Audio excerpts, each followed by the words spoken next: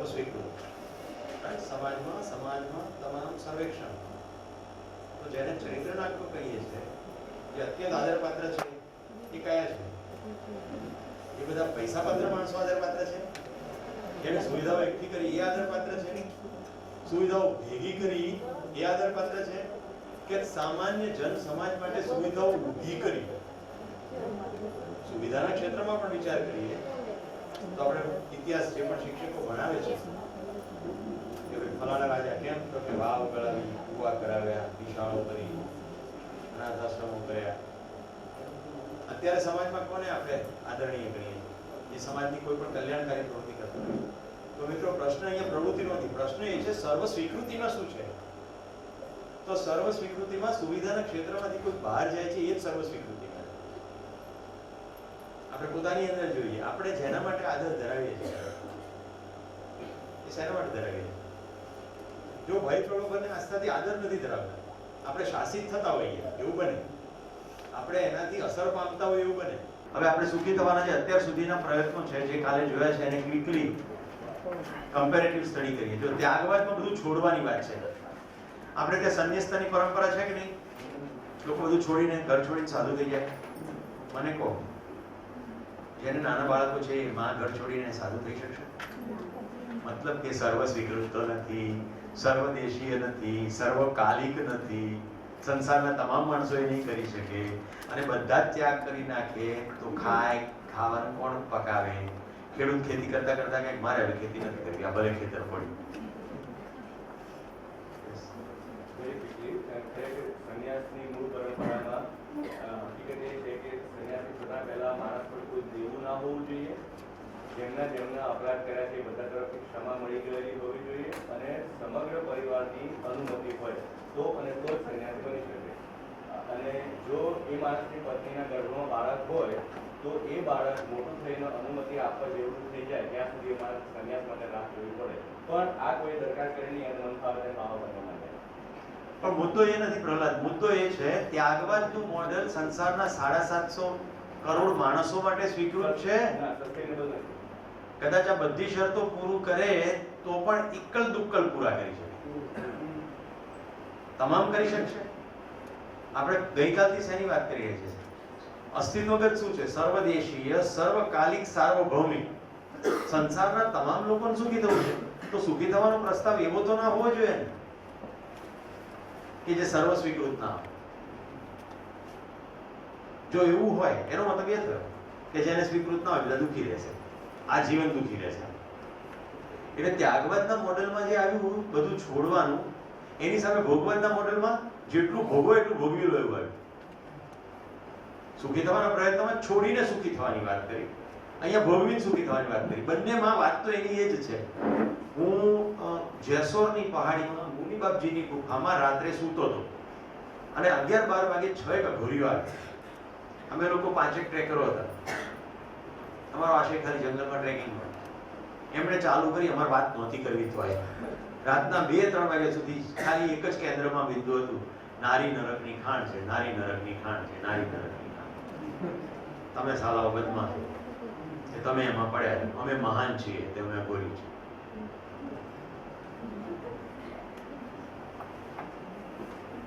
હવે જોજો, એક માર્મિક વાત કહું છું જેથી આ પકડાઈ જાય. ત્યાગવાદ. એક જવાન સાધુ ને બુઢા સાધુ બંને જતા હતા. એ જે સંપ્રદાયમાંથી આવતા હતા એ સંપ્રદાયમાં સ્ત્રીને અડવી એ પાપ નિષેધ હતો. અને એમણે જોયું કે નદીમાં એક યુવાન કન્યા તણાઈ રહી છે. એટલે બુઢા સાધુએ પેલા જવાનને કીધું, બેટા કૂદ અને પેલાને બચાવી લે. એને પેલો આમ કર્યો, કારણ કે એનો શિષ્ય હતો અને આટલા વર્ષોથી એને એવું સાંભળ્યું હતું કે સ્ત્રીને અડવાનું નથી. બુઢા સાધુએ ઉપદેશ આપવાને બદલે ઝંપલાઈ દીધું અને તરત પેલી સ્ત્રીને બચાવીને સામે કાઢી મૂકી અને પછી બંને ચાલવા લાગ્યા. પેલા જવાન સાધુએ બોલવાનું બંધ કરી નાખ્યું, મોઢું ચડાયું. સાંજે જમવાનો સમય આવ્યો તો બી ખાધું નહીં. બીજે દિવસે એવું જ કર્યું. એટલે પેલા બુઢા સાધુ પેલા જવાનને સાંજે બીજે દિવસે પૂછે કે કાલે મેં પેલી સ્ત્રીને બચાવી ત્યારથી તારું મારી પ્રત્યેનું વલણ બદલાઈ ગયું છે. તારે પ્રોબ્લેમ શું છે? તો કે તમારી 30 વર્ષની સાધના હતી, 30 વર્ષ તમે કોઈ સ્ત્રીને અડ્યા નહોતા, તમે એક સ્ત્રી માટે થઈને તમારી સાધના તોડી નાખી, એટલે મને તમારા પ્રત્યેથી રિસ્પેક્ટ જતું રહ્યું. મને એમ થાય કે તમારો શિષ્ય કેવી રીતે હતો? પેલા બુઢા સાધુ કે મેં તો એ સ્ત્રીને ઊંચકીને સામે કાંઠે મૂકી દીધી, તું હજી 2 દિવસથી ઊંચકીને ફરે છે.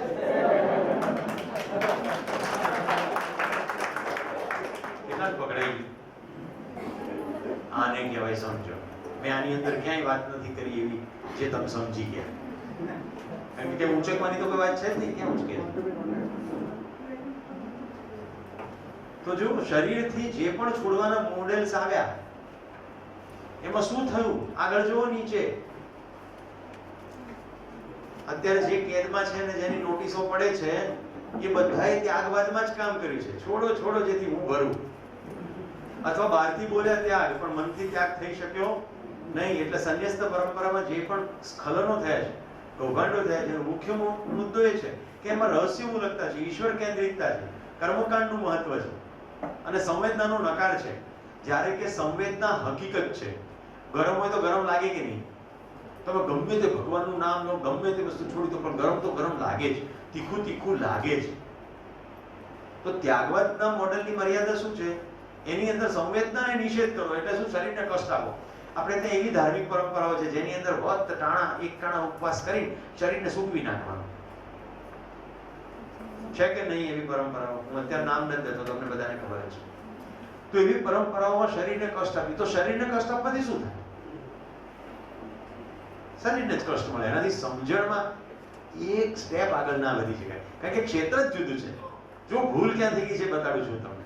એકે શરૂ કર્યું, બીજાએ તાળી પાડી, ત્રીજો દોડવા માંડ્યો. આમ ચાલ્યું. આપણે ત્યાં એટલા અદ્ભુત માણસો થઈ ગયા, એમણે ઈશ્વરનો નકાર કર્યો અને કર્મનો જય કર્યો. એને આપણે મંદિર બનાવીને બેહાડી દીધા, એનું નામે ભગવાન પાડી દીધું. તમને નવાઈ લાગશે. સ્ટડી કોઈ કર્યો હોય તો બુદ્ધિઝમ છે, બુદ્ધ, જેને આપણે ભગવાન બુદ્ધ કહીએ છીએ, એમણે સીધી સીધી સમજની વાત કરી. શું થયું? ધીમે ધીમે લોકો બુદ્ધની પરંપરા મળવા લાગ્યા. તે સમયના બ્રાહ્મણો ચિંતામાં બેસી ગયા. પુરોહિતો કે ફસાણા, આ તો બધા આપણું પુરોહિત બે બાજુ જાય છે.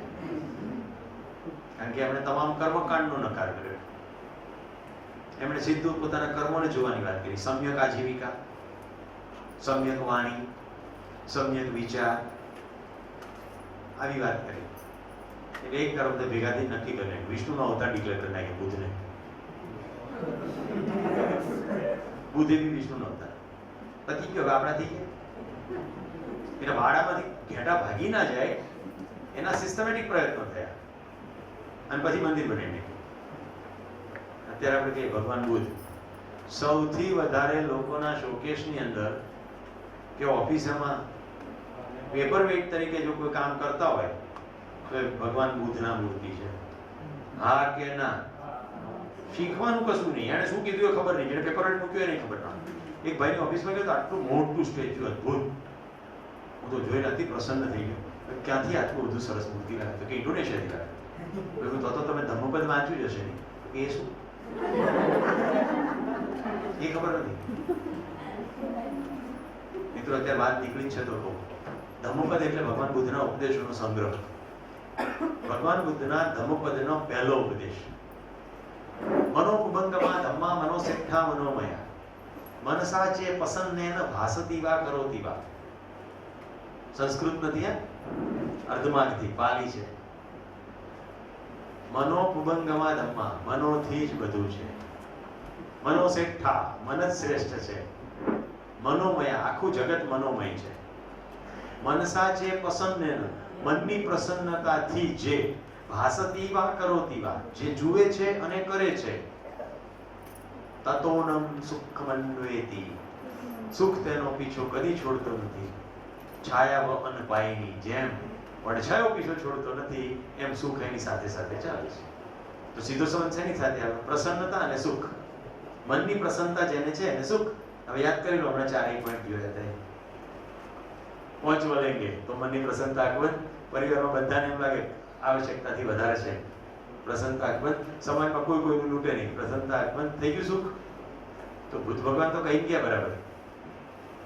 આપણે શું કર્યું? એની મૂર્તિ બનાવી નાખી, એને મંદિરમાં બેહાડી દીધા, આરતી પૂજા પાઠ ચાલુ કરી નાખ્યા.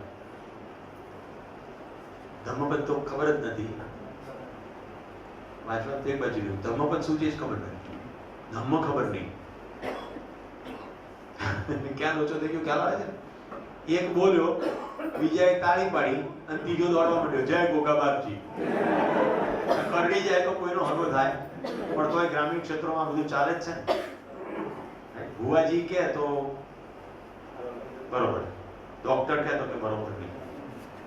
ભુવાજી બી એટલા સ્માર્ટ હોય, ખબર છે પીન જે નીકળ્યો છે તો જેટલા દાણા નાખવા એટલા નાખે, કારણ કે કશું થવાનું નથી. ખબર છે પાકે ઝેરી કરડ્યો છે, ઝેરના લક્ષણો પરથી ખબર પડી જાય કે આ જીવસેક મળશે. જો એમ લાગે ને કે આ મરવાનો છે તો કહી દેજો મારી માં ડામ પાડે છે, તમારે લઈ જવું તો દવાખાને લઈ જાઓ. પોતે ક્રેડિટ ના લે, ક્રેડિટ ડિસ્ક્રેડિટ બધું માતાજી ના પડે. એટલે પેલાને એમ થાય કે માતાજી ના પડે બિચારો ભૂવો શું કરે? એટલે ભૂવો તો ભલો જ રહે. ભૂવાએ બે વગાડી કેવું છે કે અહીંયા કેમ લાવ્યો દવાખાને લઈ જાય, સાફ કરે હું કરું. એવું નહીં કરે ભૂવો, કારણ કે એનું આર્થિક સમીકરણ બદલી. મારા શિબિરમાં ભુવાજીઓ બી આવી જાય, આમાંથી કોઈ ભુવાજી હોય તો થાય કરી લે. અસ્તિત્વના નિયમની બહાર કશું થનાર નથી. બહેનો, તમે પણ આમાં કોઈ પણ પ્રકારની માન્યતાઓ ધરાવતા હો તો તપાસજો. 5 દિવસ તપાસવાનું શરૂ છે. ઓકે, તો ત્યાગબાદ ક્લિયર થઈ ગયું. ત્યાગબાદમાં જો ચોથો બિંદુ જુઓ, કર્મકાંડ. યજ્ઞ કરાવો, કથા કરાવો, માણસ બેસાડો, એટલે તમને ફાયદો થઈ જશે. પ્રયત્ન શાનો છે? સુખી થવાનો. કોઈ બીમાર થયું છે તો કે માળા કરો, પૈસા ઓછા થઈ ગયા છે તો કે શનિ નડે છે.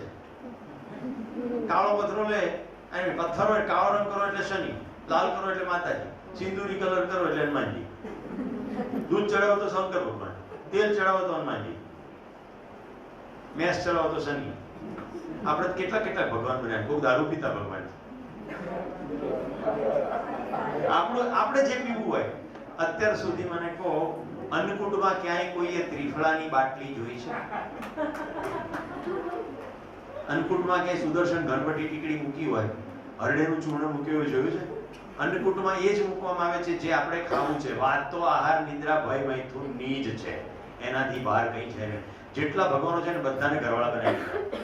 શંકર ભગવાન તો ક્યાંય ઘરવાળી નામમાં.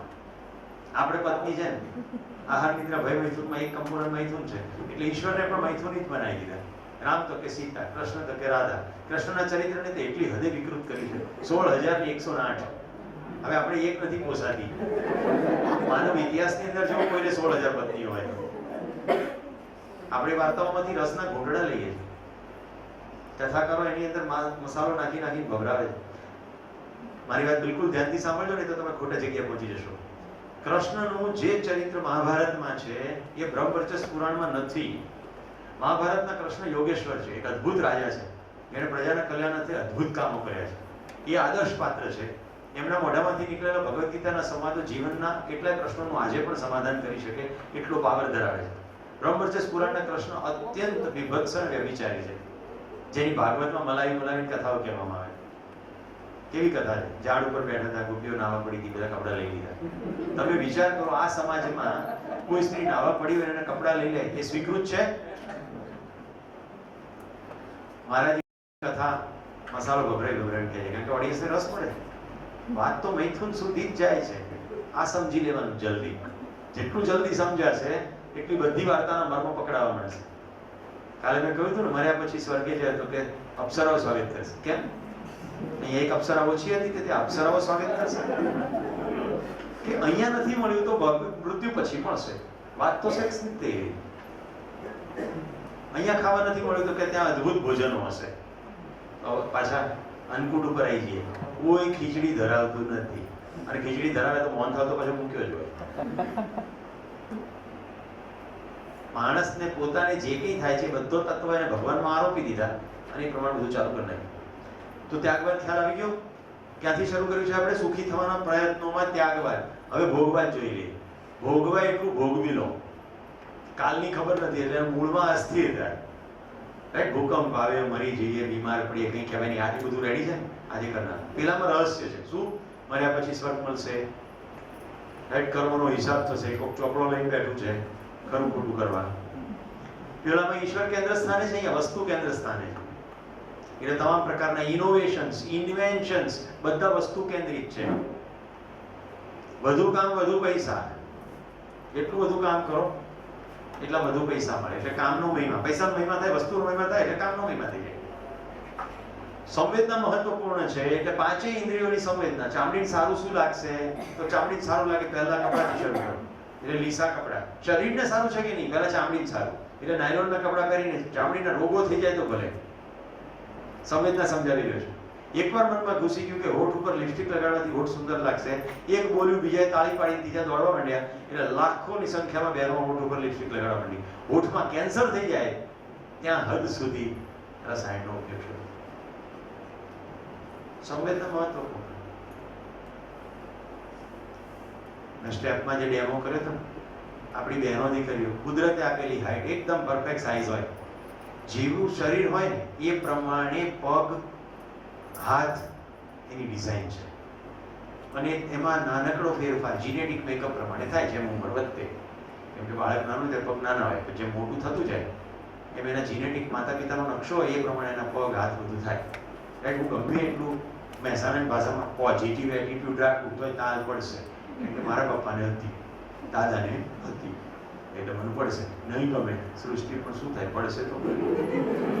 ઓકે, કેટલાકને વહેલી પડી ગઈ છે, કેટલાકને તો પ્રદેશો ચળકી જ રહ્યા છે અત્યારે. તો એમાં કશું ના થઈ શકે. એમાં શું કદાચ થઈ શકે કે મને એમ ખબર પડે કે તાલ પડવાની પ્રક્રિયા વિશે હું જાણી લઉં તો કદાચ એને થોડી ધીમી પાડી શકું, રિટાર્ડિંગ કરી શકું, કે બંધ ના થાય. મારી આંખની કીકીઓ પિતાજીની, માતાજીની કાળી હોય તો કાળી આવે, રાઈટ? હું એમ કહું મારે તો ઐશ્વર્યાબેન જેવી આંખો જોઈએ છે, તેવું ના થાય. પછી લેન્સ લગાડીએ આપણે. આંખમાં મોતિયાઉ થઈ જાય ત્યાં સુધી આંખની અંદર લોકો કચરો કરતા હોય. એવી જ રીતે આપણી બહેનો દીકરીઓ પોતાની હાઈટ બરાબર ના લાગે, એક જ સરખી ચાલે, બધી બહેનો ચાલે.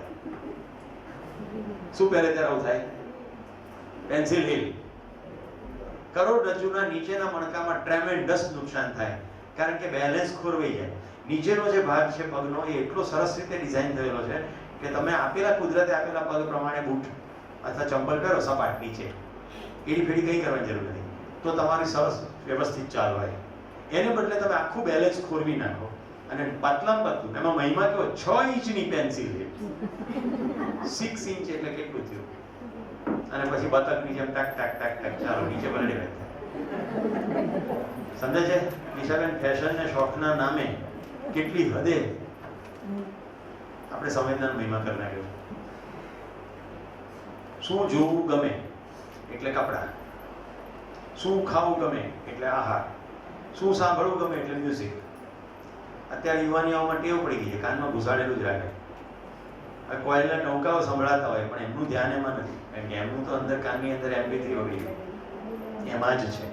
અને એ બધા ગીતોનો મર્મ કાઢીએ, તું ચીજ બડી હે મસ્ત મસ્ત, તું ચીજ બડી હે મસ્ત. ખાવાની આઈટમની વાત થઈ રહી છે કે માણસ?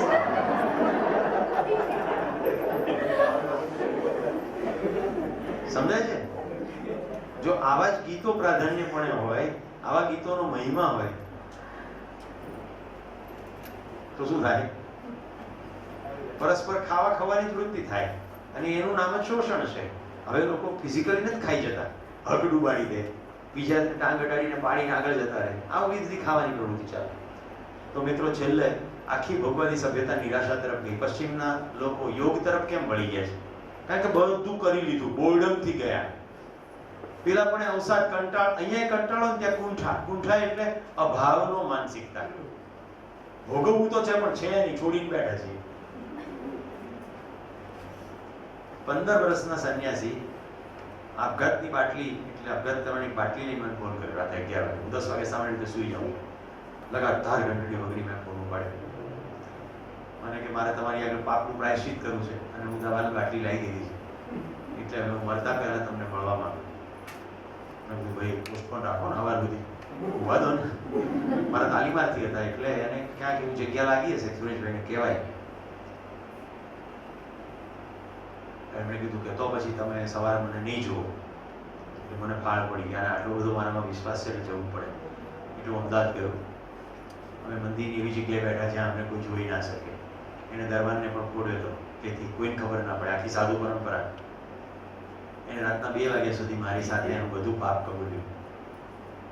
15 વર્ષની સંન્યસ્ત પરંપરામાં એને પુરુષ સાથે સમલૈંગિક હોમોસેક્સ્યુઅલ સંબંધો હતા.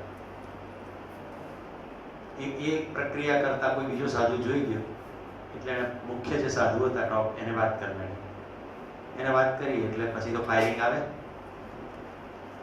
એને એટલી બધી નાલેશી થઈ ગઈ, એને એમ થયું હવે જીવવાનો કશો અર્થ રહ્યો નથી, આવું નાલેશી ભરી જિંદગી જીવી એની કરતા મરી જવું. મિત્રો આખી સ્ટોરી ડિટેલમાં નહીં કહું. 2 વાગે વાત પૂરી કરીને મેં કીધું સવારે ગેટ ઉપર આવી જજો, બધી વ્યવસ્થા થશે. મેં એમના માટે 2 જોડી લેંગો જગો, એક થેલો, બૂટ પોલિશની ડબ્બી અને સામાન એટલું મોકલ્યું. ગાડી મોકલી. સંન્યાસ તો એમનું છૂટ્યું. કાળુપુર રેલવે સ્ટેશન ઉપર 7 દિવસ ટોપી પહેરાવીને મેં બૂટ પોલિશ કરો લોકોને, ડબ્બી અને પોલિશ બધું હું સપ્લાય કરીશ, તમને ખાવાનું મળી જશે. 15 વર્ષ સુધી લોકો એમના પગ પકડેલા. કેટલો અહમ હોય! એટલે પહેલા અહમ તોડો, સામાન્ય માણસ થઈ જાય. 15 દિવસ કર્યા પછી એમ લાગે કે સંન્યાસમાં પાછું જવું છે તો ઠીક છે, આટલા બિંદુઓ ઉપર વિચાર કરજો. બિંદુ આ જ હતા મુખ્ય, કે સંવેદનાનો નકાર કર્યા કરો છો બહારથી પણ અંદર છે. મિત્રો અહીંયાથી હું કશું પીવું છું તો તમને બતાડું છું કેમ? કારણ કે મને ખબર છે કોઈકને એમ ના થવું જોઈએ કે હું શું પીવું છું. એક પાછલા શિબિરની અંદર કલર બ્રાઉન હતો, તો લોકો બ્રાઉન કલરનું કંઈ પણ અર્થ કાઢી લે. સમજાય છે? ઘણીવાર શું છે, આદુ રંગીન હોય, સહેજ વધારે પડતું આદુ પડી ગયું હોય તો કલર બ્રાઉન થાય. લીંબુ નાખો તો કલર ડિસ્કલર થઈ જાય એનો. હું તુલસી કે આદુની વસ્તુ એટલા માટે પીતો હોઉં છું કે મારે ગળાને સાચવવા કંઈક ગરમ લેવું પડે, કંઈક ઠંડુ પીવાય નહીં. રૂમની રચનાઓ એવી હોય છે, ઠંડીની અંદર કામ કરીએ, સતત બોલવાનું, તો એને અનુરૂપ કંઈક કરવું. નાનકડી ગોળી ચગળતો હોઉં છું, એ પણ બતાડી દઉં. કોઈને વાત કશું ખાનગી કશું નથી. આ કોફલેટ એચ હિમાલયા નામની આયુર્વેદિક કંપની દ્વારા બનાવવામાં આવતી જેઠીમધની પ્રિપરેશન છે. જેઠીમધની ટીકડી પણ રાખવું ક્યારેક એનું ઘર. આ વધારે સારું વાતાવરણ ગમે ત્યાં હોય, બગડે નહીં. તો સંવેદના છે એનો કોઈ નકાર થઈ શકાશે નહીં, નકાર નહીં થઈ શકે. ભૂખ લાગે ખાવાનું, પણ એટલી ખબર પડી ગઈ કે ગમે એટલું ખાવાથી સુખ નહીં થાય. એનાથી આ હું ટીકડી ખાઉં એટલે ગળું સારું થાય, પણ શું બોલવું એનાથી થાય? પ્રહલાદ બેન એક કામ કરો, થોડી 10 ટીકડી એક સામે ખાઈ જાવ એટલે બધું જ્ઞાન પ્રાપ્ત થઈ જાય. તો આ બંને મોડેલમાં તો આપણે નિષ્ફળ ગયા છીએ. હવે તમારી સામે સુખી થવાનો પ્રસ્તાવ ડિટેલમાં આવે છે. સમજવાથી અને સમજીને જીવવાથી જ સુખી થવાય. જો શેની નીચે અંડરલાઈન છે? એટલે 2 કમ્પોનન્ટ થયા, સમજવું અને સમજીને જીવવું. આ મકાનની છત ઉપર સૃષ્ટિ તો ચાલતી હોય તો છતનો છેડો આવે પછી ચાલવાનું ચાલુ રાખીશ કે પાછી વળી જઈશ? આ ધાર છે, અહીંયાથી હું પાછો વળી જઈશ કે ચાલવાનું ચાલુ રાખીશ? કેમ? તો સમજો કે અહીંથી જો ચાલવાનું ચાલુ રાખીશ તો પડીશ, અને સમજો એ પ્રમાણે જીવીશ. 2 કમ્પોનન્ટ છે, સમજવાનું છે અને સમજ્યા પ્રમાણે જીવવાનું છે. સેકન્ડ પ્રસ્તાવ છે અસ્તિત્વમાં સૌને સુખી થવાની વ્યવસ્થા. એ ઇન્ટરેસ્ટિંગ છે. અસ્તિત્વ એટલે જે છે તે હોવું. દેખાવું એટલે અસ્તિત્વ નહીં. જેમ કે વડોદરા છે કે નહીં? બરાબર, વડોદરા છે, સુરત છે, મુંબઈ છે, બરાક ઓબામા ભાઈ છે, મિશેલ ભાભી આજ સવારે વડા ખવડાયા હતા કે નહીં અમને ખબર નહીં, પણ મિશેલ ભાભી છે, હેમાબા છે, ધરમ બાપા બેઠા છે કે નહીં? અહીંયા નથી દેખાતા બધા છે કે નહીં? કાલે એક ભાઈ અહીંયા સ્પીચ આપતા હતા, એનું નામ ગોવિંદભાઈ પટેલ, અત્યારે રૂમમાં નથી પણ છે કે નહીં? તો અસ્તિત્વમાં સૌને સુખી થવાની વ્યવસ્થાનો મતલબ જે દેખાય છે એની બહાર પણ જગત છે, એટલે સમગ્ર અસ્તિત્વમાં સુખી થવાની વ્યવસ્થા છે. હવે કેટલા શબ્દો નવા મળ્યા જો. પહેલા મેં ખાલી જ ઉપર જ લીટી દોરી હતી. સમજ, જીવવું, સુખી થવું, અસ્તિત્વ અને વ્યવસ્થા. સમજવાને સમજવું પડશે, જીવવું સમજવું પડશે, સુખ સમજવું પડશે, અસ્તિત્વ સમજવું પડશે, વ્યવસ્થા પણ સમજવું. તો 5 શબ્દો છે આપણી પાસે: સમજ, જીવવું, સુખ, અસ્તિત્વ અને વ્યવસ્થા. ઘણા કોપી મારે. સમજવું એટલે શું? ગઈકાલે થોડી ફિલ્મો જોઈ હતી. યાદ રાખવું એટલે સમજવું, બીજાને કહેવું એટલે સમજવું, લખવું એટલે સમજવું, આર્ટિકલ લખવા, મેગેઝિનોમાં લેખ લખવા એટલે સમજવું, આખી ગીતા કંઠસ્થ કરીને બોલી જવી એટલે સમજવું, છટાદાર પ્રવચન કરવું એટલે સમજવું, ગોખી નાખવું એટલે સમજવું. તો હે મીનાક્ષીબેન નામના મહેતી છોકરાઓને ભણાવવું એટલે શું? યાદ રાખીને વોકી કાઢીને સારા માર્ક લાવવાનું ચાલુ રાખવું એટલે સમજવું.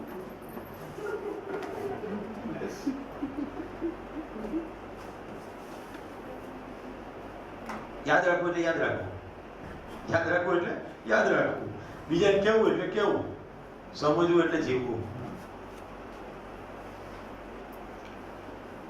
એક જ શબ્દ, જો જીવવામાં આવ્યું તો મતલબ થયો સમજ્યા, નહીં તો સમજ્યા નથી, ખાલી માહિતી મળી.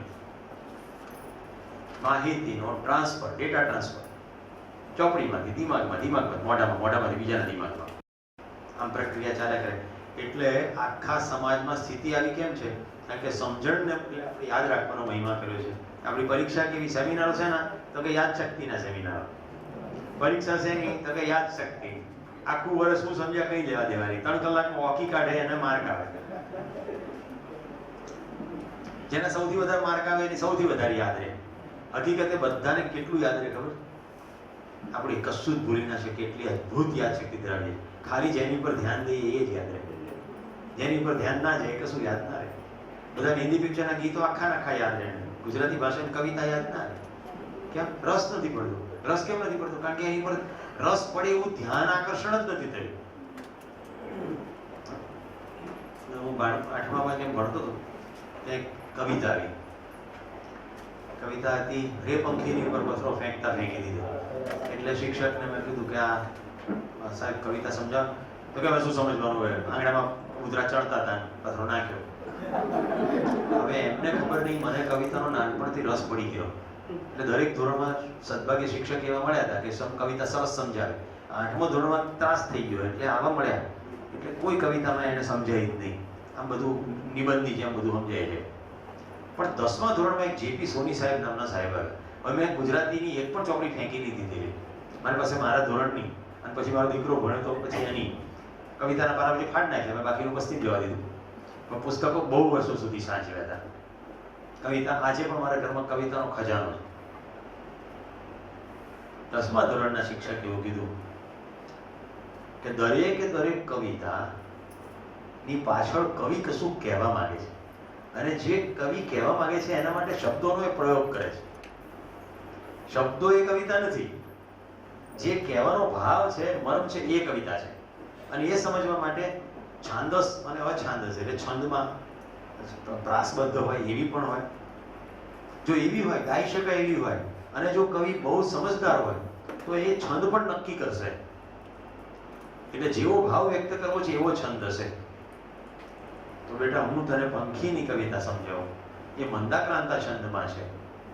મંદાક્રાંતા મભન તત ગા ગાગણોથી રચાય. મિત્રો યાદ કરજો, 15 વર્ષનો સુરેશ નામનો વિદ્યાર્થી જેપી સોની સાહેબની સામે બેસીને ટીચર્સ રૂમમાં કવિતા સમજી રહ્યો છે, અને શિક્ષકે કેવું ધ્યાન આકર્ષણ કર્યું છે. આજે 54 વર્ષે પણ હું આ બંધારણ સાથે તમને કહી શકું. કોણ કે છે ગુજરાતી માર્ક ના આવે? 12મા ધોરણમાં 78 માર્ક લાવે છે. કોણ કે ના આવે? ધ્યાન. મંદાક્રાંતા મભન તત ગા ગાગણોથી રચાય. બંધારણ કયું?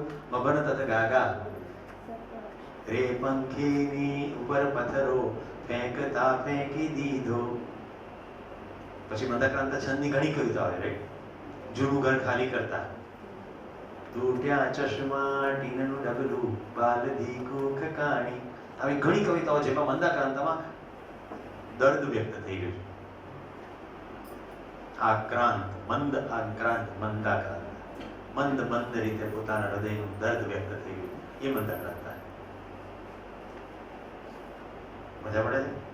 એવી જ રીતે શિખરિણી, શાર્દુલ વિક્રીડી, વસંત તિલકા, જાણુ વસંત તિલકા તબ જજ ગાગા, તબ જજ ગાગા. વસંત તિલકા મોટા ભાગના છંદો તમે યજ્ઞને બધી ક્રિયાઓ કરાવતા હોય તો વસંત તિલકામાં હોય, અનુષ્ટુપમાં હોય. યાદ રાખવું એટલે સમજવું, બીજાને કહેવું એટલે સમજવું, લખવું એટલે સમજવું કે જીવવું એટલે સમજવું. જે ગુજરાતી ભાષાના શિક્ષક છંદને જીવતા હોય એ જ સમજાવી શકે, એને એ જો સમજાઈ જાય તો એ આજ સુધી જીવાય, નહીં તો જીવાય નહીં. હું તમને કહું એટલે તમને કવિતામાં રસ પડે, એમાં કંઈ દમ નથી. મને કવિતામાં રસ પડે તો સંભાવના છે કે તમને પણ કદાચ કવિતામાં રસ પડે, પણ હું ખાલી કવિતા કહી જ દઉં. નિશાબેન, મારી કવિતા જંગલોની યાદ છે ને, રાત દિવસનો રસ્તો મિત્તલ નહીતર ખૂટે કેમ, તમે કરજો પ્રેમની વાતો, અમે કરીશું પ્રેમ. મિત્તલબેન સર, કારણ કે પ્રેમ હજી સમજાવે નથી. પ્રેમ સમજતા સમજતા ચોથો દિવસ આવી જશે. તો કવિતાઓ પાછળ સમજણ તો બીજાની સાથે ટ્રાન્સફર થાય. તો જીવવું એટલે આચરણમાં મૂકવું, તેનાથી લોકો પ્રેરાય અને પછી એ લોકો પણ જીવવા લાગે તો સમજ ટ્રાન્સફર થઈ કહેવાય, નહીં તો ખાલી માહિતી ટ્રાન્સફર થાય. એટલે ગઈકાલે 3 શબ્દો મેં લખ્યા હતા: શીખવું, કરવું, શીખવવું, સમજવું, જીવવું, સમજાવવું. તો સમજાવવાની આખી પ્રક્રિયામાં જીવવું અનિવાર્ય છે. એટલે શિક્ષણની આખી પ્રક્રિયામાં આપણો શિક્ષક જે જીવી નથી રહ્યો એ શું ટ્રાન્સફર કરે? એટલે પર્યાવરણનો 100માંથી 100 માર્ક લાવેલો વિદ્યાર્થી લીમડાને ડાળ ખાતો રહે. કારણ કે શિક્ષકે જીવીને પર્યાવરણ બતાડ્યું નથી, ખાલી ચોપડીની માહિતી આપી દીધી. છોકરો માર્ક લઈ આવે. હવે જો જેની ઉપર આપણું કામ થઈ ગયું છે, જીવવું એટલે ઉત્સવપૂર્વક, જીવતા રહેવું એટલે ખાલી શરીર ટકાવવું, જીવવું એટલે સંતોષપૂર્વક, જીવતા રહેવું એટલે ભાર ખેંચવો, મરી નથી ગયા એટલે જીવીએ. જીવવું એટલે પ્રયોજન, તમે સરસ શબ્દ વાપર્યા હતા, લક્ષ્ય. અને જીવતા રહેવું એટલે કોઈ હેતુહીન, સુબહ હોતી હૈ, શામ હોતી હૈ, ઉમ્ર યુહી તમામ હોતી. ઉઠ્યા એટલે નાસ્તો કરી લેવાનો. ઘણા ઘરમાં એવી ટેવ હોય, ઉઠ્યા એટલે પહેલા નહીં લો. આખો એજન્ડા જે કોઈ કેમેય કરીને નહીં લો, નહીં લો એટલે કપડા નીકળી જાય, એટલે ઝટ કપડા ધોઈ નાખીએ. હવે ખાઈ લો એટલે વાસણ નીકળી જાય. પેલી કામવાળી આવવાની છે તો કામવાળી નક્કી કરે ક્યારે ખાવું. ભૂખ લાગે ત્યારે નહીં ખાવાનું, કામવાળી આવે ત્યારે ખાવાનું. બહેનોને આવો એકદમ કોન્ટ્રાક્ટ લીધો હોય, પતિને, બાળકોને બધાને ખવડાવી દેવાનું, નવડાવી દેવાનું, જલ્દી રવાના કરવાનું. એક બેન એવાય મને મળ્યા હતા શિબિરમાં કે સાહેબ તમે તો બે જ કીધું. હું તો એવું હવે તમે ઓફિસ જાઓ એટલે મને કામ કરવાની ખબર પડે.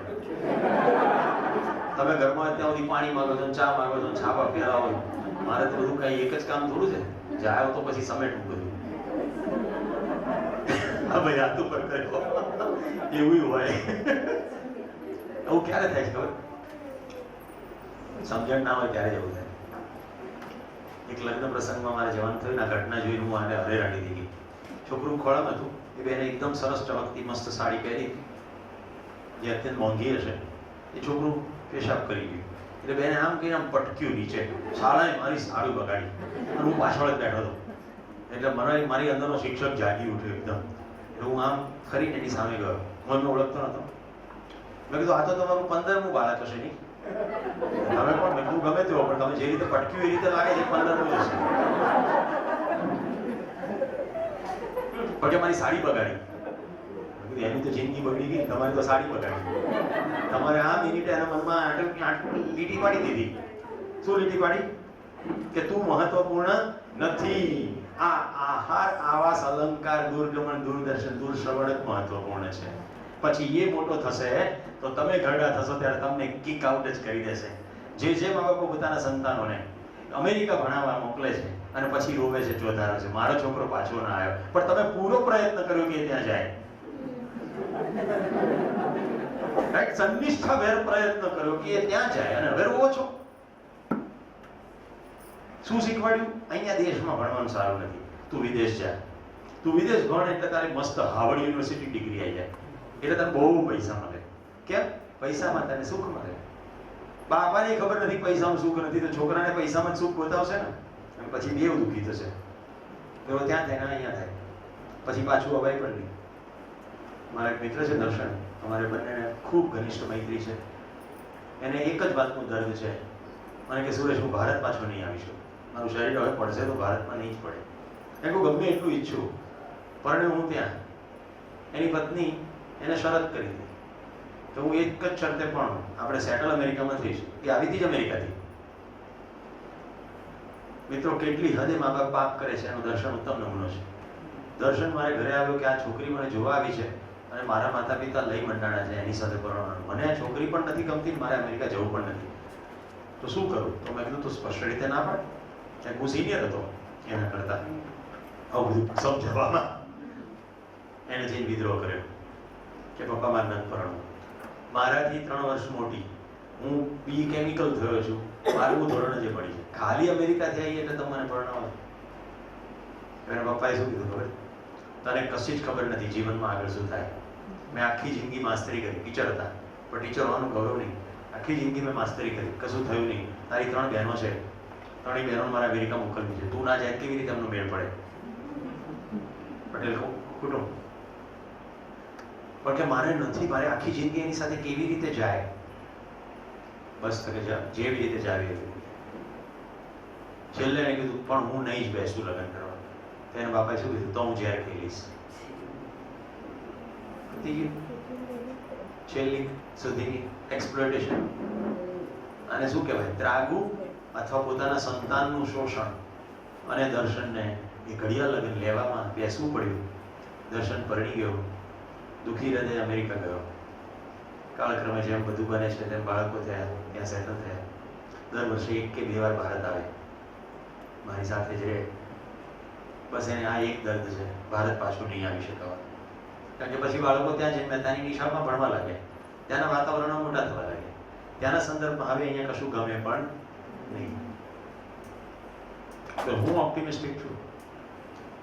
તું કેમેય કરીને પતિ પત્ની એકવાર જીવન વિદ્યા શિબિરમાં આવી જાઓ, 7મા દિવસે નક્કી થઈ જશે બધું. જ્યાં સુધી પોતે સ્વયંમાં ડોક્યુ કરીને સમીક્ષા ના કરે કે મને મજા નથી પડતી, હું ખેંચી રહ્યો છું, ત્યાં સુધી આ જીવતા રહેવાનું છે. મિત્રો, બધાનું ધ્યાન ગયું? આપણે કહીએ છીએ મજામાં, પણ આપણું મોટા ભાગનો પ્રયત્ન જીવતા રહેવામાં છે, જીવવામાં નથી, જેમાં ઉત્સવ હોય, સંતોષ હોય, પ્રયોજન હોય. અને છતાં આપણે કહીએ કેમ છો? મજામાં, ચાલે રાખે. તો તમારે ભણાવવા ઉપર વચ્ચે વચ્ચે આવ્યા કરશે. તમારું ધ્યાન જવું છે, જે પ્રશ્ન ઉઠ્યો છે, ભયપૂર્વક ભણાવાય નથી. ભણવા બેસતો તો ભયપૂર્વક ભણવા બેસાડાય. પહેલો મુદ્દો તો એ છે કે શું ભણાવવાનું છે, અને બીજો મુદ્દો એ છે કે ભણાવવાની પદ્ધતિ શું છે. તો ભણાવવાનું વિષય વસ્તુ આહાર, નિદ્રા, ભય, મૈથુનની બહારનું કેટલું છે એ જો નિશાળ નથી આપી શકતી તો એ મારે આપવું પડશે. જ્યાં સુધી સમગ્ર વ્યવસ્થા ના થપાય ત્યાં સુધી આ નિશાળો ચલવી લેવી પડશે. મારું એવું નથી કેવું કે જીવન વિદ્યા કરે કે કાલથી આપણે જીવવાનું શરૂ કરો, જેથી કરીને એવી સમાજમાં સ્થિતિ નિર્માણ થાય, 1 પેઢીમાં 2 પેઢીમાં. હું જે રીતે ભવિષ્ય જોઉં છું, જે રીતે જીવન વિદ્યાની ગતિવિધિ જોઉં છું, 2 દશકની અંદર ભારતની શિક્ષણ વ્યવસ્થાની, દુનિયાની શિક્ષણ વ્યવસ્થા બદલાઈ શકશે. પણ એ આપણા હાથમાં છે. હવે તમે એક જ પ્રસંગ કહો એટલે બદલાઈ શકશે કે નહીં એનું તમને આશ્વાસન મળે. જીવન વિદ્યા અભ્યાસક્રમની અંદર આવવો જોઈએ, એના માટે ઇન્ટર યુનિવર્સિટી કોન્ફરન્સ દિલ્હીની અંદર થઈ. અને સાર્ક દેશોની ઇન્ટર યુનિવર્સિટી કોન્ફરન્સ હતી એટલે પાકિસ્તાનને પણ આમંત્રણ આપવામાં આવ્યું, અને પાકિસ્તાનની 3 યુનિવર્સિટીના વાઇસ ચાન્સેલર એ શિબિરમાં આવ્યા. શિબિરના છેલ્લા દિવસે એક વાઇસ ચાન્સેલર, પાકિસ્તાન મેડિકલ યુનિવર્સિટીના વાઇસ ચાન્સેલર ઉભા થયા. फीडबैक હતો, फीडबैक, બધા પોતાનો फीडबैक આપતા. એને પહેલું વાક્ય એ કીધું कि सबसे पहले मैं खुशी से ये कहना चाहता हूँ कि हमें इस सप्ताह में लगा है कि हम अपने घर लौट आए, हम अपने घर लौट आए. और दूसरा, मैंने अपना पूरा कार्यकाल भारत को धिक्कारने में बिताया क्योंकि मैं पाकिस्तान की मिलिट्री जनरल रह चुका हूँ. એને બહુ બધું કરેલું એટલે પાકિસ્તાનની આર્મી અને રિટાયરમેન્ટ પછી વાઇસ ચાન્સેલર બનાવ્યા. તો આખી જિંદગી ભારતને ધિક્કારવામાં ગઈ છે. આ 7 દિવસ પછી હું સંકલ્પ કરું છું કે પાકિસ્તાનની તમામ યુનિવર્સિટીઓમાં જીવન વિદ્યા અભ્યાસક્રમમાં આવે. તો બોર્ડરની પહેલે પારા થયેલી ઘટના વાત કરું, પછી તો 3 કોન્ફરન્સ થઈ ગઈ ને 6 વાઇસ ચાન્સેલર પણ આવી ગયા. આખું ભૂતાનના રાજ્ય એમણે શિબિર કર્યો. તમને ખબર છે ભૂતાનમાં રજવાડું છે અને આમ તો ડેમોક્રેસી છે. એના પ્રાઇમ મિનિસ્ટર હમણાં આવ્યા વાઇબ્રન્ટમાં, ત્યારે સૌથી વધારે તાળીઓ એને માટે પડી હતી, તોબ્બે શેરી. અને એણે કહ્યું હતું તમામ ઉદ્યોગો મારે ત્યાં આવો, પણ જે મારા દેશનું પ્રદૂષણ કે દેશનું સુખ ઘટાડે એવા ઉદ્યોગ not welcome. Right? Happiness index, gross happiness index, આખા રાજ્યની સુખાકારીનું ધોરણ. ત્યાંની પાર્લામેન્ટે ઠરાવ કરી નાખ્યો, કારણ કે પાર્લામેન્ટમાં 50%થી વધુ સભ્યો જીવન વિદ્યા શિબિર કરી લીધો. તો ઠરાવ થઈ ગયો, ભૂતાનની તમામ યુનિવર્સિટીમાં જીવન વિદ્યાના અભ્યાસક્રમમાં છે. હવે બધા જ શિક્ષકોને તૈયાર કરવા કેટલું મોટા ગજાનું કામ છે. અને ભૂતાનમાં હિન્દી નથી બોલાતી, ઇંગ્લિશ બોલાય. તો અત્યારે પ્રોફેસર ગણેશ બાગડિયાજી, જેમણે કલામ સાહેબની જીવન વિદ્યાનો શિબિર ચલાવ્યો હતો, એ અને કુમાર સંભવ, ભાનુ પ્રતાપજી એવા 4 શિક્ષકો જાય છે. અને ગણેશજી મને છેલ્લે મળે ત્યારે એણે કીધું કે સુરેશભાઈ જલ્દી તૈયારી કરો, ઇંગ્લિશમાં શિબિર આખો લઈને ભૂતાન જાના પડે, અધ્યયન કરવું પડે. 2 વર્ષનું જીવન વિદ્યાનું અધ્યયન કર્યા પછી તમારી સંપૂર્ણ ભૂમિકા તૈયાર થાય. અહીંયા તો મિત્રો હું તમને સમગ્ર વિષય વસ્તુમાંથી થોડી વસ્તુનો પરિચય કરાવી રહ્યો છું. બધી વસ્તુનું અત્યંત ખૂબ ઊંડાણ છે. તો મારે પાકિસ્તાન જવાનું છે, મારે ભૂતાન જવાનું છે, ક્યાં ક્યાં હું જઈશ, હું કેટલે પહોંચી વળીશ? નહીં પહોંચી વળાય. રાઈટ? બધાને તૈયાર થવું પડશે. તૈયાર થવામાં બોલવું ઇમ્પોર્ટન્ટ નથી, જીવવું ઇમ્પોર્ટન્ટ છે. આખું ફોકસ જીવવા ઉપર છે. મારા જીવનમાં ઉત્સવ, સંતોષ ને પ્રયોજન ના દેખાતું હોય તો તમે મારામાંથી શું કામ પ્રેરાશો? મેં જેવું કોર્પોરેટ લાઈફ છોડવાનું નક્કી કર્યું, એની સાથે આખા ગુજરાતની અંદર જુદી જુદી ઘટનાઓ ઘટી ગઈ. ખાલી હજી તો હું 100% નથી જીવી રહ્યો. રાઈટ? મેં કાલે કહ્યું તું પણ વિદ્યાર્થી છું, હજી 100% જીવન વિદ્યા પ્રમાણે જીવી નથી રહ્યો, પણ માર્ગ દેખાઈ ગયો. તો જેટલું શિફ્ટ થવાનું શરૂ થયું એટલો ફરક પડવાનો શરૂ. એક minute, let me complete this. જો તમને મારી ઉપસ્થિતિમાં 5 દિવસ મારી હાજરીમાં મારી સાથે રહે મજા ના આવે, તો 6થા દિવસે તમને શું થશે કે આ માણસ શું સંબંધની વાત કરે છે, આ માણસ શું સુખની વાત કરે છે. એની સાથે રહેવાથી આપણને સુખ નથી, તો પછી એ કહે છે પ્રમાણ કરવાથી થોડું સુખ આવશે. શું કહો છો મુકેશભાઈ? રાઈટ? મારા જીવનમાં ન દેખાય, મારા વર્તનમાં ન દેખાય, મારા વ્યવહારમાં ના દેખાય. સૃષ્ટિ બેટા, તમે 5 વર્ષ પછી મારા શિબિરમાં એટલા માટે આવ્યા છો કે 5 વર્ષ પહેલા તમને મારા વિશે કોઈક તો છાપ પડી. એ છાપ હજી છે, 2 દિવસમાં દ્રઢ થઈ. કેટલીક વિદ્યા પહેલા પણ ખબર પડી હતી. હું એવું નથી કહેતો કે વિદ્યાર્થી બધી પડી ગઈ, થોડી પહેલી તો ખબર પડી ગઈ. સાધનને સુખ હોતા નહીં એ તો ખબર પડી ગઈ, પણ સુખ ક્યાં છે એ ખબર નથી પડી. એમાં તો મૂલ્યો પ્રમાણે જીવવું, મેનિપ્યુલેશન ના કરવું. આવું કેમ થાય છે તો કે ખબર નહીં, એ બધું ભગવાન જોશે. આપણે આપણું કામ નિષ્ઠાપૂર્વક કરીએ, આટલું ચાલતું હતું. એટલે અંદર પીડા હતી, અતૃપ્તિ હતી. જીવન વિદ્યાના પ્રકાશમાં બધું ધીમે ધીમે ધીમે ઓગળવા માંડ્યું. એક સુંદર સૂત્ર છે, જાગૃતિ પથ પર કદમ રખતે ही तमाम ताप शाप संताप समाप्त हो जाते, उसी मंगल वेला में ध्वस्त हो जाते. પણ જાગૃતિ પથ પર કદમ રાખવો એટલે શું? તમે નિર્ણયપૂર્વક, હોશપૂર્વક નક્કી કરો કે મારે હવે જીવવું છે. અને જીવવું છે એટલે મારે સમજવું છે. સમજવું છે અને સમજણપૂર્વક જ જીવવું છે. એટલે 2 કમ્પોનન્ટ, સમજવું અને જેટલું સમજાય એટલું જીવવું. એવી ખબર પડી ગઈ કે પૈસા માટે આ કિંમતી જિંદગી વેડફી ના નખાય. એટલે પૈસા માટે તો કામ નહીં કરીએ. કામ કરીએ ને પૈસા મળે વાત બરોબર છે, પૈસા માટે તો કામ નહીં કરીએ. મારા જીવનનો નિર્ણય પૈસા તો નહીં થઈ શકે. ધેટ્સ ક્લિયર, એ એબ્સોલ્યુટલી ક્લિયર. તો જીવવું એનો પહેલો કમ્પોનન્ટ શું છે? સમજવું. Okay, yes Prahlad. એક બહુ મોટા પ્રશ્નનો જવાબ મળી ગયો મને. Very good. ગઈકાલે અડધી કલાક મથ્યો અને અરુંધતીને સંતોષ કોને કહેવાય એની થિયરી સમજાવી, પણ એને સમજણ ના પડી. ક્યાંથી સમજણ પડે? કારણ કે મારામાં એ છે નહીં. ગુડ. યાર, જેને તમને સંતોષની અનુભૂતિ નથી, તમે બીજાને નહીં કરાવી શકો. બહુ સરસ Prahlad, thank you. Let's appreciate નિખાલસ. જે મા બાપની એવા મુદ્દાઓ છે કે બાપ સંતાનો વાત માનતા નથી, નહીં જ માને, કારણ કે તમે જે કહો છો એની કરતાં તમે જે છો એ જલ્દી પકડી લે છે. તમે જે કહો છો એની કરતાં જે છો. જ્યારે એક પિતા એના સંતાનને કહે છે ઘરમાં ફોનની ઘંટડી વગડે ત્યારે કે કહી દે કે ઘરમાં નથી, એટલે સંતાન એ વખતે શીખે છે પહેલો પાઠ, ખોટું બોલવું એ યોગ્ય છે. આ ધીમે ધીમે દ્રઢ થતા થતા થતા એ છોકરો મોટો થઈ એના પપ્પાનો ફોન આવે છે ત્યારે એની પત્નીને કહે છે કે કહી દે કે હું નથી. કેટલા સમજાય છે મારી વાત? ગુડ. એને બદલે એમ કહેવું જોઈએ, કહી દે કે પપ્પા અત્યારે વાત કરવાના મૂડમાં નથી. તો સમજી શકશે કે મૂડ ના હોય ત્યારે ખોટી ખોટી દંભી વાત કરવી એની કરતા વાત ન કરવી હશે. હમણાં યશા નામની મારી એક વિદ્યાર્થીનીનો ફોન આવ્યો. બ્રેકમાં મેં અહીંથી ઘોષણા કરી હતી કે હું પણ મૌનમાં રહી, છતાં બોનીભાઈ ઉત્સાહમાં આવી ગયા. ફોન આવ્યો હતો એટલે સીધો મને આપી દીધો, સર યશાને માર્ક નથી આવે, એને વાત કરવી છે. મેં કીધું ના, હું વાત નહીં કરું.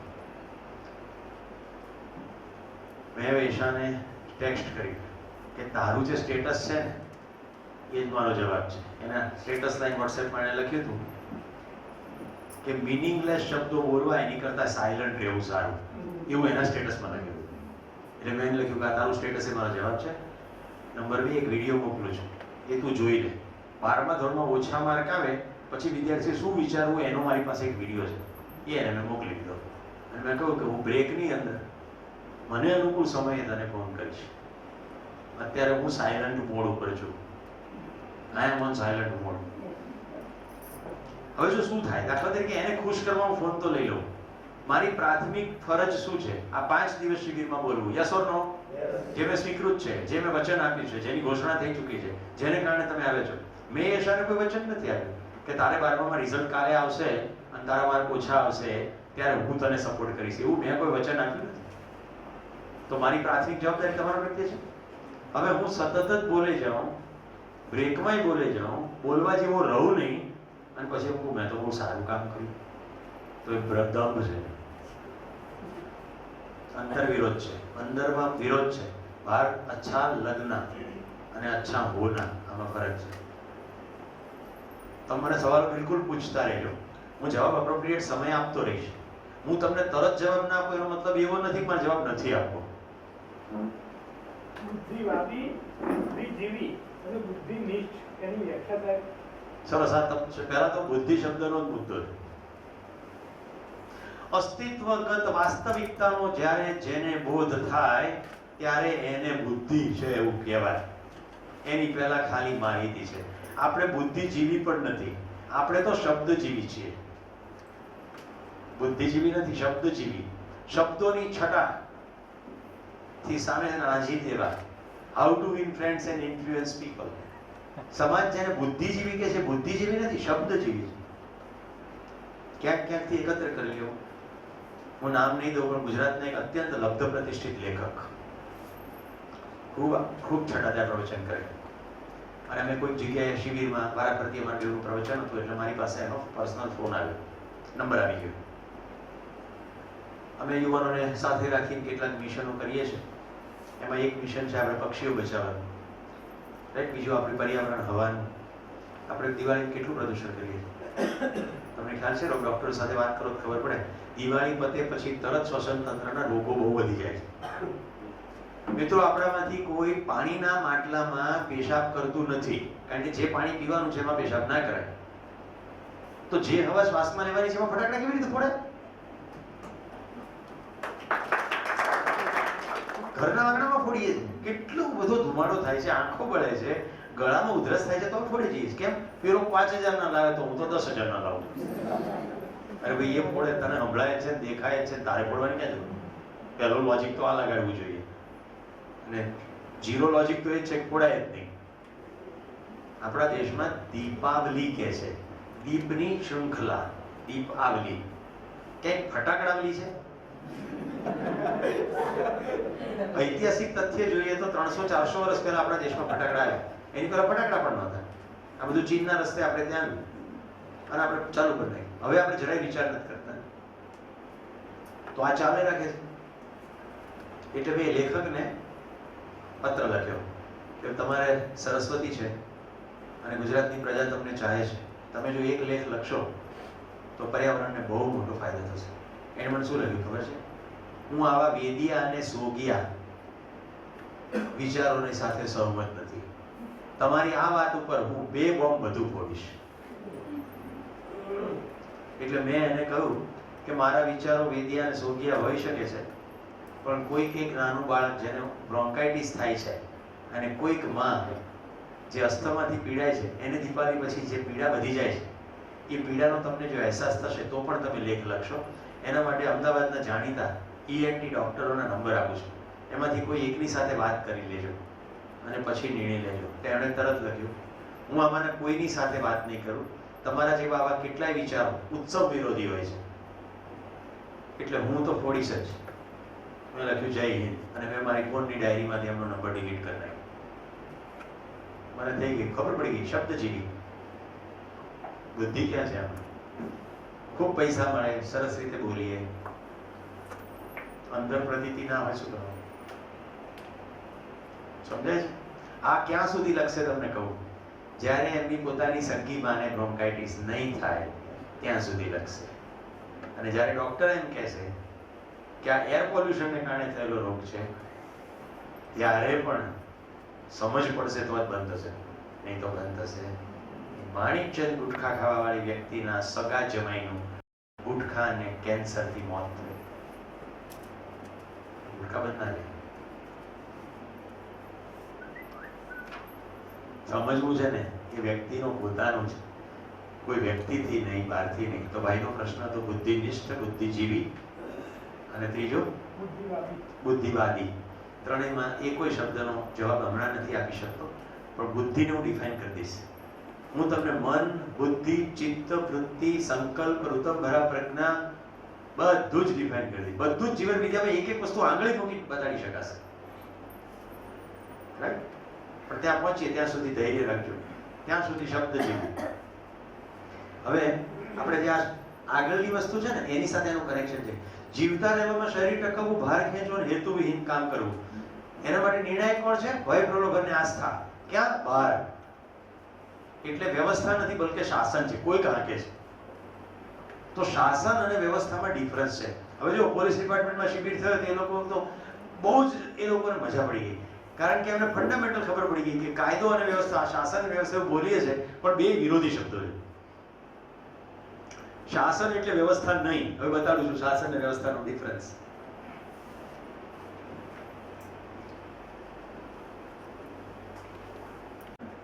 બે કેસની અંદર જગ્યા તો વપરાઈ જ ગઈ છે, રાઈટ? તો બળજબરીથી કરો, સમજણ વગર કરો, સમજણ સાથે કરો, એમાં બહુ ડિફરન્સ છે. મિત્રો, આપણે જુદા જુદા પરિમાણ એટલે ડાયમેન્શન જોઈશું. અને ઊંચું કરવાની જરૂર નથી, હું ધીમે ધીમે ખસેડીશ, જો કે આ પીપીટીમાં નહીં ખસે. આને થોડું ઊંચું કરી દેવું પડે, કારણ કે પાછળવાળા લોકો તકલીફ પડે. પહેલું ડાયમેન્શન છે સેન્ટ્રલ, કેન્દ્રસ્થ. તો શાસનની અંદર ભય છે, શક્તિ અને વ્યક્તિ કેન્દ્રિત છે. ગઈકાલે સમજાવ્યા તમે તને પદ ભય, ધન ભય, માન ભય, 3 સમજાવ્યા હતા. હવે ચોથો ભય એડ કર્યો છે પ્રાણ ભય. તો શાસન કરવામાં તું આમ કર નહીં તો હું તને મારી નાખીશ, જબરદસ્તી. આ બધામાં જ નથી, ગુંડાઓ, લૂંટારાઓ, બળાત્કારીઓ, આ બધા કઈ રીતે શાસન કરે છે? પ્રાણ ભયથી. બીજા 3 ભયો આપણામાં કોમન છે: પદ ભય, માન ભય, ધન ભય. તું આમ નોકરી કર નહીં તો નોકરીમાંથી કાઢી મૂકીશ, ધન ભય, રાઈટ? તું આમ નોકરી કર નહીં તો તને ડિમોટ કરી નાખીશ, પ્રમોટ નહીં કરું અથવા તો પ્રમોશન રોકી દઈશ, પદ ભય. આમ કર નહીં તો જાહેરમાં બધાને કહી દઈશ, માન ભય. આ થયું શાસન. એની સામે વ્યવસ્થામાં જુઓ, સમજ અને ઉપયોગિતા કેન્દ્રિત. હું એસજીવીમાં જ્યારે ડાયરેક્ટર હતો ત્યારે અમારા એડમિન ઓફિસરે એક ડ્રાઈવરને કાઢી મૂક્યો અને મને રિપોર્ટ કર્યો કે એને કાઢી મૂક્યો. ડ્રાઇવિંગ સારું કરતો હતો પણ ગાળો બોલતો હતો. વિદ્યાર્થીઓને લઈને જાય તો વિદ્યાર્થીઓ ગાળો બોલતા થઈ જાય. એટલે મેં કીધું કે ભાઈ ખાલી ગાળો બોલતો હતો એટલે તમે નોકરીમાં જ કાઢી મૂક્યો? તો કે તો શું કરે, ડ્રાઈવર તરીકે એની નોકરી હતી તો બોલાવો એને. એની સાથે વાતચીત કર્યા પછી મને લાગ્યું કે એને બાંધકામ સોંપીએ. અત્યારે એસયુવીનો સુંદર ઉપાડો ગાર્ડન એ વ્યક્તિને આભારી છે. ભગવદ ગીતાનું સુંદર સૂત્ર મેં મેનેજમેન્ટમાં મારા પોતાના માટે વાપરવાનું શરૂ કરેલું વર્ષોથી. અયોગ્ય પુરુષો નાસ્તિ દુર્લભ તત્ર યોજક. કોઈ માણસ અયોગ્ય નથી, એને યોજન કરવા વાળો મેનેજર જ દુર્લભ છે. તો સામેવાળી વ્યક્તિની ખૂબીઓ શોધી કાઢવી અને એ ખૂબીઓને કામે લગાડવી એ મેનેજમેન્ટનું કામ છે. તો કોઈ માણસ નકામો છે નહીં. તમે જ્યારે નોકરીએ રાખ્યો ત્યારે તો એમ હતું કે આનામાં બહુ છે, ત્યારે તો રાખ્યો. હવે કાઢી મૂકવાની જરૂર ક્યાં ઊભી થઈ?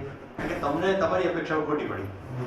ઓકે, હવે જરા જુઓ નવેસરથી કે આનામાં બીજી કઈ ખૂબીઓ છે. આપણી ઓફિસમાં બીજી ક્યાંક કામે લાગશે તો રખાય, ક્યાંય કામે ના લાગે એવો હોય તો પછી તમે એને લગાનમાં કચરાનું પાત્ર. તો વ્યવસ્થાની અંદર શું છે? સમજ અને ઉપયોગિતા કેન્દ્ર સ્થાને છે. ઓકે, પરિમાણ જો સેકન્ડ સ્વયંમાં પોતાની અંદર અવ્યવસ્થિત પણ અન્યને વ્યવસ્થિત કરવામાં પ્રયત્નશીલ. પ્રહલાદ ધ્યાન જાય છે? તમે જે બેનની સાથેની વાત કરી, સંતોષ પોતાનામાં અવ્યવસ્થિત પણ અન્યને વ્યવસ્થિત કરવામાં પ્રયત્નશીલ. પોતે પીડિત પણ બીજાને કેવું તને સુખનો રસ્તો બતાડ્યો. પોતાની તેવ જ નથી, બીજાને કે ત્યાગ કરવો જોઈએ કે અહીંયા છે નહીં, ઘરે કોઈ બનાવવા વાળું હોય નહીં, રાઈટ? ઘરના બધા બહાર ગયા હોય, ફ્રીજમાં કશું પડ્યું ના હોય, એમાં પડોશી આવીને કે તમે સુરેશભાઈ મારા ઘરે જમવા આવો, તો ઘણા આજ તો મારો ઉપવાસ છે. કેમ? કોઈ ઉપવાસ નથી પણ ઓબ્લિગેશન લેવું નથી, ઘરમાં તો છે નહીં કશું ખાવું, એ ઉપવાસ કરવો પડે. મિત્રો હોય નહીં એને ત્યાગ કર્યો કહેવાય નહીં. જો ત્યાગ શબ્દ પણ સમજવા જેવો. ભગવાન બુદ્ધે ગૃહ ત્યાગ કર્યો એવું કોણ કે? આપણે કહીએ. જેને નિરર્થક લાગ્યું એને તો છોડી દીધું, એને તો કઈ ત્યાગની વાત ના કરી. સવારે ટટ્ટી નિરર્થક લાગે છોડી તો છે. સમજો ત્યાગ, જે ત્યાગી નથી શકતા એ જ ત્યાગનો મહિમા કરે છે. કે હું નથી છોડી શકતો ને દિનેશભાઈ છોડી નાખ્યું, પણ દિનેશભાઈને તો ક્યારેય કામનું નહોતું લાગ્યું. મહર્ષિ યાજ્ઞવલ્ક્ય અને મૈત્રેયી, એની આ સુંદર કથા છે. યાજ્ઞવલ્ક્યજીની બે પત્ની હતી. એક દિવસ યાજ્ઞવલ્ક્યજીને સમજ ભૂખ લાગી એટલે એમણે નક્કી કર્યું કે ગૃહ ત્યાગ કરીને સંન્યસ્તમાં જવું.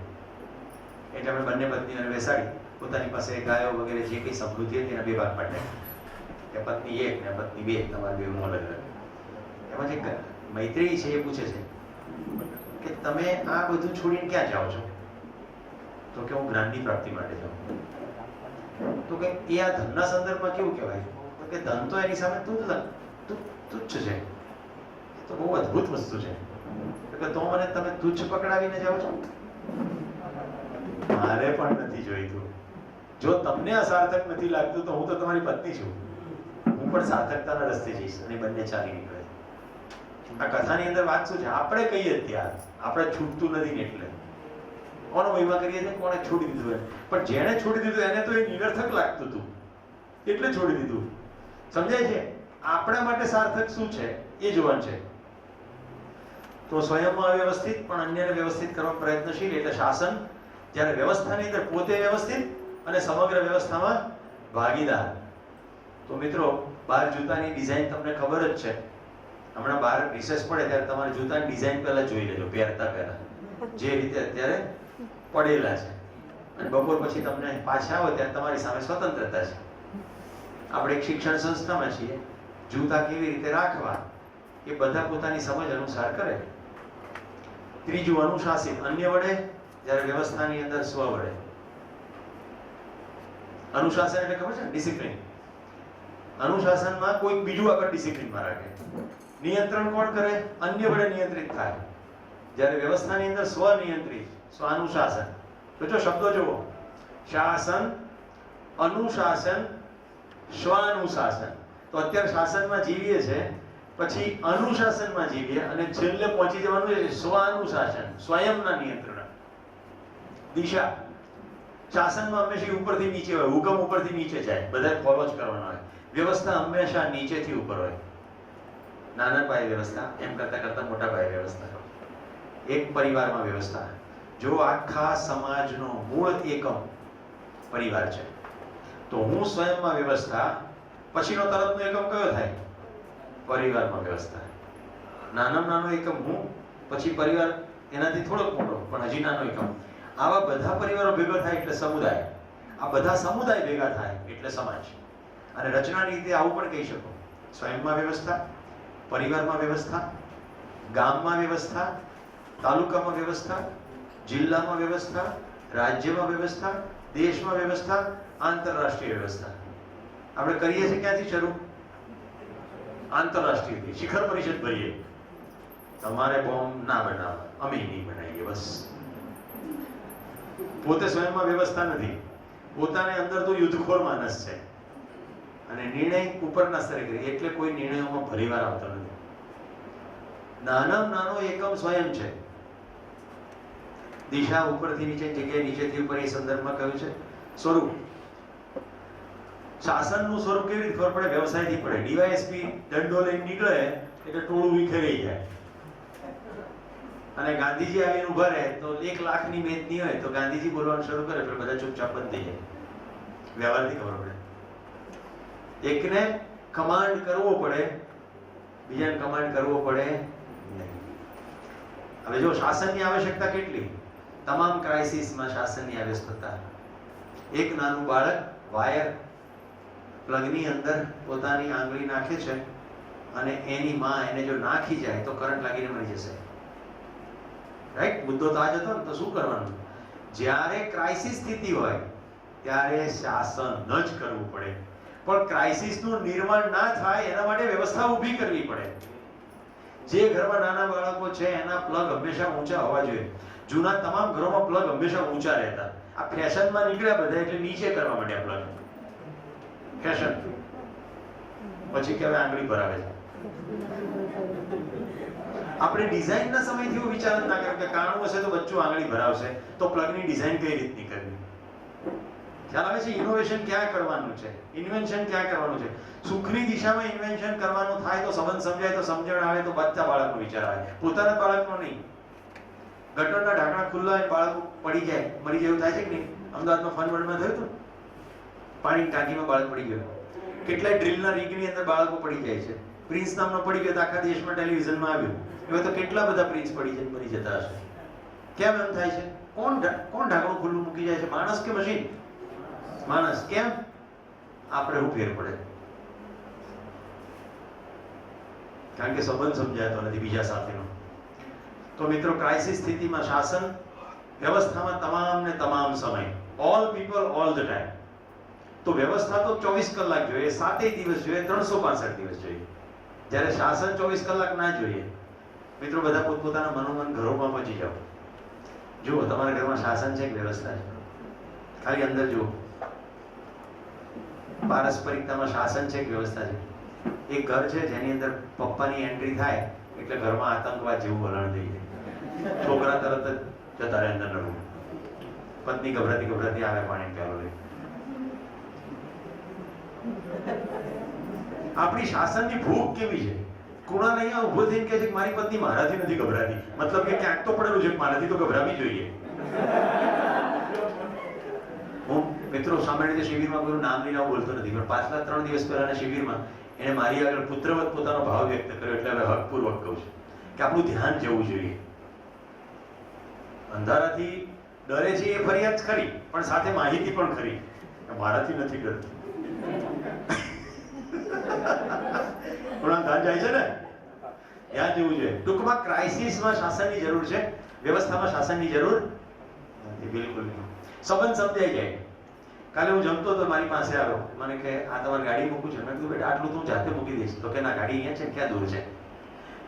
આ કૃણાલની વાત કરું છું. તો ભાવ અને સંબંધ સમજાઈ જાય તો કહેવું પડે નહીં. પેલો નાનો કુમુદ એને જોયું મારું જમવાનું પૂરું થઈ ગયું છે, બપોરનો સમય છે, અને એને પણ એ પણ ખબર છે કે આગલી શિબિરમાં કોઈ અમરેલીથી આવ્યું હતું, સુરેશભાઈને મુખવાસ આપતો હતો. એ મુખવાસ લઈ આવ્યો હતો એક ડબ્બી ભરી. તો એને કીધું કે તમારું જમવાનું પતી ગયું ને સર, હું મુખવાસ લઈ આવું. ના બેટા તું જમી લે. રાઈટ? કશું જ નહીં, તરત દોડ્યો, ધન ઉપર આવ્યો, મુખવાસ લેવા મને મુખવાસ આપ્યો. એને સંબંધ સમજાય, ઓળખાય, આને વ્યવસ્થા કહેવાય. મેં કહ્યું નથી, એવું જ ભૂમિનું છે. મેં કહ્યું નથી, સંબંધ ઓળખાય. આ સમજ છે એ અંદરથી ઉદ્ભવે છે. શાસનમાં શું કેવું પડે? ભૂમિ યાદ રાખજો, ઉકાળો લેતી આવજે. કાલે લગભગ 7 મિત્રો મારી પાસે આવી કે સાહેબ તમારા માટે શું લાવીએ? ભોજન વખતની વાત છે. તો જેને પણ મનમાં એમ થાય કે વ્યવસ્થાનું સ્વરૂપ છે, હજી પૂર્ણ વ્યવસ્થા નથી. આ હજી તો સંવેદનશીલતા જ છે, પોતાના શિક્ષક પ્રત્યેની લાગણી, 2-5 દિવસ પૂરતી, 2-5 દ્વારા. આપણે જે વાત કરીએ છીએ વ્યવસ્થા, એ તો સમગ્રતાની વાત કરી છે, સાર્વભૌમ વ્યવસ્થા. ઓકે, હવે 8મો પોઈન્ટ, સુખ.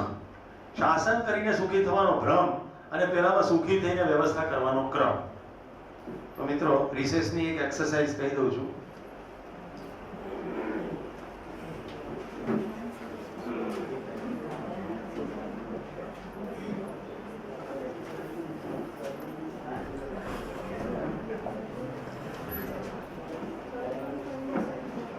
આ રિસર્ચની એક્સરસાઇઝ છે, શું કરીને સુખી થવું. લંચ મારી તાર કેવું છે નહીં, આ પૂરું કરે પછી મેં પેલો પર ભોજન અંગે તો વિલંબનું કહી દીધું છે. આધાર જુઓ, શાસનનો આધાર પદ છે, વ્યવસ્થાનો આધાર શ્રેષ્ઠતા છે. શાસનનો આધાર પદ છે, જેમ પદ મોટું થતું જશે તેમ તેમ શાસનનો વ્યાપ વધતો જશે. એક તાલુકા પંચાયતના પ્રમુખનું શાસન વિશાળ કે ભારતના પ્રધાનમંત્રીનું વિશાળ? રાઈટ? એક પોલીસ ઇન્સ્પેક્ટરનું વિશાળ કે ડીવાયએસપી નું? એનાથી પણ મોટું એસપી, એનાથી પણ મોટું આઈજી અથવા ડીઆઈજી, એનાથી પણ મોટું આઈજી, એનાથી મોટું director general of police. Yes or no? શાસનનો આધાર પદ છે, વ્યવસ્થાનો આધાર શ્રેષ્ઠતા છે. આપણા પૈકી જે શ્રેષ્ઠ છે એના પ્રત્યે આપણે સમર્પિત થઈએ જ છીએ. વસંત કાકા ભલે જતા રહ્યા પણ આપણે એમને યાદ કરીએ છીએ. શ્રેષ્ઠતાનું સન્માન છે.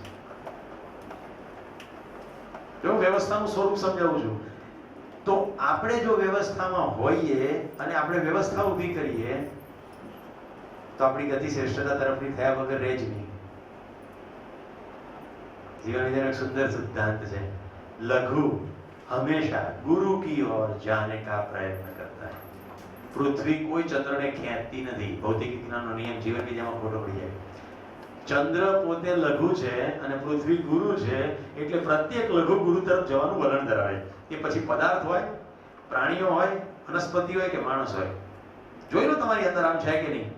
તમારી ગતિ શ્રેષ્ઠ તરફ હંમેશા નમ્રતા ભરી જ રહેવાની. શ્રેષ્ઠ વ્યક્તિની સામે તમે એરોગન્ટલી, સ્વચ્છતાપૂર્વક વર્તી જ શકશો નહીં. જેને તમે શ્રેષ્ઠ કહ્યા છે એ છે કે નહીં એ વાત જુદી છે. તમે જેને શ્રેષ્ઠ માનો છો એના પ્રત્યેનું તમારું વલણ કેવું હશે. અમે ટ્રેકિંગમાં ગયા હતા, નિશાબેન 25 જણાનો હાંડવો લાવ્યા. તમે કદાચ ભૂલી જશો પણ મને યાદ રહેશે, કારણ કે જે ભાવની અભિવ્યક્તિ છે એ સ્પર્શે છે. હાંડવો સ્પર્શતો નથી, પણ 25 જણાનો હાંડવો લાવે કોઈ ટ્રેકમાં, એ હંમેશ માટે યાદ રહી જાય. મીરા આઘારા નામની એક વિદ્યાર્થીની, રાજકોટ, 70 જણાનો કાર્યક્રમ, બપોરે ભોજન માટે 70 જણાનો શીરો બનાવી નાખ્યો. મારે એનો કોઈ પરિચય નહીં, પહેલો જ દિવસ કાર્યક્રમનો, પહેલો જ દિવસ. અને જીવન વિદ્યાનો શિબિર પણ નહીં. પ્રોફેશનલ એક્સલન્સનો institute of company secretaries of ઇન્ડિયાના ઉપક્રમે સ્ટુડન્ટ્સ ઇન્ડક્શન પ્રોગ્રામ, અને જીવનભરના સંબંધ સ્થપાયા. કારણ કે આખી ઉર્જા જેવી કે એને ખબર કે આજે બધા વિદ્યાર્થીઓ ભેગા થશે, રાઈટ? ચલો બધાને ખવડાવો. મનમાં એ ભાવ. 7 દિવસમાં રોજે રોજ નવી વેરાયટી લઈને આવી. એટલું જ નહીં, એ દિવસે શિબિર એટલે પહેલો દિવસ પત્યો, સાંજે મને કે તમારે મારા ઘરે જ રહેવાનું છે. એક જ દિવસમાં મારું હોટલ બુકિંગ હું રહ્યો હતો, ચાલે જ નહીં, ઘરે જવાનું. વાહ મીરામાં, હા. એટલે હવે મારી સ્થિતિ એવી છે, રાજકોટમાં જાઉં અને મારે જો રહેવું ના હોય તો મીરાને જાણ નહીં કરવા. જાણ કરે તો જવું જ પડે, ખાવું પડે ને રહેવું પડે. એક રાત રોકાવું પડે એની સાથે વાત કરવા માટે. તો શ્રેષ્ઠતા પ્રત્યે સન્માનની વૃત્તિ થશે. છેલ્લો મુદ્દો 10મો પરિણામ, શાસનમાં શોષણ થવાનું છે. ગરીબી ને અમીરી યાદ છે ને ગઈકાલે? કોઈકે અમીર થવું છે તો કોઈકને ગરીબ કર્યા વગર અમીર થશે નહીં, શોષણ કર્યા વગર થશે નહીં. શાસન કરવું જ પડશે. જ્યારે વ્યવસ્થાની અંદર પોષણ છે, સમૃદ્ધિ છે. જો બંનેમાં એક બે હિન્દી શબ્દો વાપર્યા છે, બેગાનાપન અને અપનાપન. પેલું કોઈક બીજું છે શાસનની અંદર. હું તમને કમાન્ડ કરીશ કારણ કે તમે મારા નથી, પણ તમે મારા છો મારે ક્યાં કમાન્ડ કરવાની જરૂર? પરિવારની અંદર શું સ્થિતિ છે? ઘરમાં કોઈ પંખો બંધ કરે, કોઈ બારણું બંધ કરે, રાત્રે સુવાનો સમય થાય ત્યારે. ભોજનમાં પણ કોઈ પીરસે, કોઈ પાણીના ગ્લાસ લઈ આવે, બધા કરે છે વ્યવસ્થાપન કામ. બધા સંડાસમાં સંડાસ જાય, ડ્રોઈંગ રૂમમાં ભેગા બેસીને વાતો કરે. આવું થાય છે કે નથી થતું? એમના નિયમ લખેલા હોય છે. કોઈ ઘરમાં હોય છે ડ્રોઈંગ રૂમમાં સવારે 7 વાગે ઉઠી જવું. પરિવાર એ નાનકડું વ્યવસ્થાનું સ્વરૂપ છે. જો કે દર્દની વાત એ છે કે હવે આપણા પરિવારોમાં પણ શાસન થવા લાગ્યું. સૌથી અત્યારે પાવરફુલ શાસન આ ટેણીયા મેણીયાઓ કરે. બાપા તો જાણે એટીએમ કાર્ડ, જરૂર પડે એટલે કાં કાર્ડ આપો કાં ચેક આપો. કેશ તો હું જાતે નહીં લઈશ પાકીટમાંથી, એમાં તમને પૂછવાની જરૂર નથી. શાસન. આજે તો ઘરમાં નથી જમવું, આજ તો પિઝા હટ જઈએ. શાસન. પ્રસ્તાવ નથી. જો એટલે શિબિરની અંદર વ્યવસ્થાના ભાગરૂપે મેં તમને ગઈકાલથી કહ્યું, હું તમને પ્રસ્તાવ મૂકીશ. કારણ કે સંસારના એક પણ માણસને શાસન સ્વીકાર્ય નથી, તો આખી સમજવાની પ્રક્રિયામાં શાસન કેવી રીતે સ્વીકાર્ય હોય? એટલે દરેક વખતે પ્રસ્તાવ છે. ભોજન વિલંબમાં કરીએ છીએ તો પણ પ્રસ્તાવ છે. તો અત્યારે આપણે વિરમીએ છીએ. 10 પોઈન્ટ, હજી 3 પોઈન્ટ બાકી છે, પણ એ આપણે ભોજન પછી જ લઈશું.